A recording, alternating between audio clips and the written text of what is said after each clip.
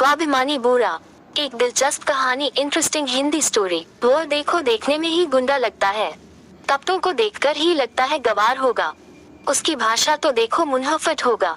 ऐसे ही हम लोग या हमारे आसपास के लोग दूसरे लोगों के प्रति पहली बार में ही कोई राय बना लेते हैं।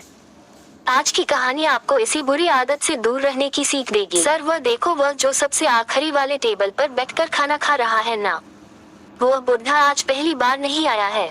वह इससे पहले भी 2 बार अपने होटल में खाना खाकर जा चुका है, लेकिन उसने अब तक अपने उधार के पैसे नहीं चुकाए हैं और आज फिर आ गया है खाना खाने। होटल के एक वेटर ने अपने मालिक हीराचंद के कानों में धीरे से यह बात बताई। हीराचंद ने उस बूढ़े की तरफ एक नजर दौड़ाई, उसे ध्यान से देखा और अपने कर्मचारी से पूछा, आज कितने का ऑर्डर दिया है उसने? सर वो भले ही उधार का खाता है, फिर भी वो कंजूस, कभी ज्यादा का ऑर्डर नहीं करता है। आज भी उसने बाकी दिनों की तरह ही सब्जी रोटी मंगाई है, 50 रुपए बिल होगा उसका। वेटर ने जवाब के साथ उस बूढ़े के प्रति अपने विचार भी व्यक्त किए। बूढ़े के साधारण से खाने का ऑर्डर देखकर सोचते हुए हीराचंद ने कहा, कुछ मजबूरी होगी उनकी, इसलिए बेचारे पैसे दे नहीं पाए होंगे। नहीं सर, ऐसे लोगों को मैं बहुत अच्छी तरह से जानता हूँ, फोकट का खाने की आदत होती है उनको, और जब पैसे देने की बारी आती है तो आनाकानी करते हैं। बूढ़े की तरफ वेटर ने तिरस्कार भरी नजरों से देखते हुए कहा। हीराचंद को अपने कर्मचारी के विचार जानकर थोड़ा बुरा लगा। उन्होंने कहा, अच्छा ठीक है, तुम जाओ, मैं देखता हूँ क्या करना है। हीराचंद ने एक बार फिर उस बूढ़े की तरफ गौर से देखा।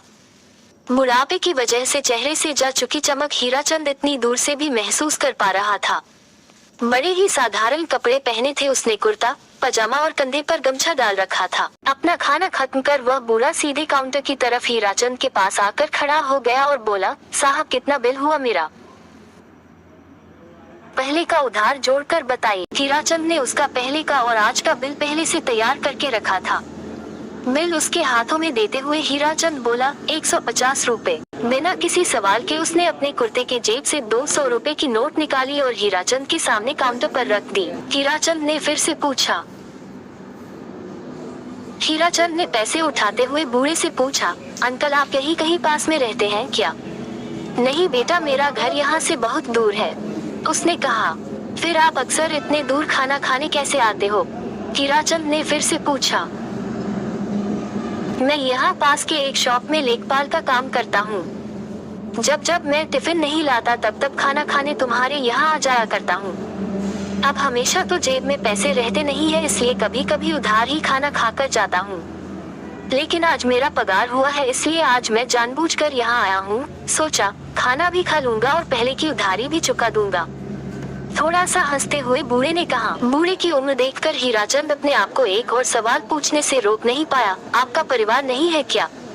बूढ़ा बोला, है ना बेटा, बहू पोता पोती सब है और कई सारे रिश्तेदार भी, लेकिन जब तक मेरे हाथ पाँव सलामत है मुझे यह पसंद नहीं कि मैं बिना कुछ किए रोटी खाऊं।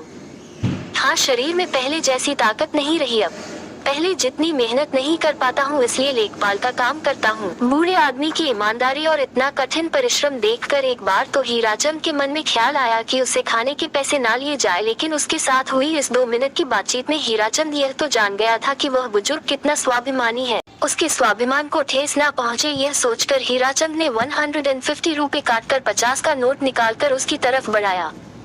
बूढ़े ने होटल में इधर उधर देखा और उसी जो कुछ देर पहले उसकी शिकायत हीराचंद से कर रहा था, वेटर की तरफ इशारा करते हुए हीराचंद से बोला, यह 50 रुपए टिप के तौर पर उस वेटर को दे देना, क्योंकि उसने हर बार बहुत प्यार से और अपनेपन से मेरी सेवा की है, मुझे खाना परोसा है। इतना बोलकर वो वहाँ से चला गया। 50 रुपए हाथों में लिए हीराचंद अपने कर्मचारी के उस बूढ़े के प्रति दृष्टिकोण और उस बूढ़े आदमी के उस कर्मचारी द्वारा दिए गए खाने के प्रति प्यार और आदर देखकर अचंभित हो गया। उसके पास बोलने के लिए कुछ भी नहीं था। तो दोस्तों, आप अमीर है या गरीब, आपके पास जो पैसा है वो कभी भी यह तय नहीं करता हमारा दूसरे लोगों के तरफ कैसा दृष्टिकोण है या हमारे विचार कैसे हैं। यही हमें गरीब या अमीर, अच्छा या बुरा बनाते हैं। सोचिए, अगर किसी बूढ़े आदमी को उम्र के इस पड़ाव में भी बैठकर खाना अच्छा नहीं लगता हो और उन्हें अपने बच्चों पर बोझ न बनना हो तो उनका स्वाभिमान कितना पक्का होगा। इसीलिए ऐसे लोगों को देखकर उनके खिलाफ कोई राय मत बनाइए, पहले उनको जानने की कोशिश कीजिए।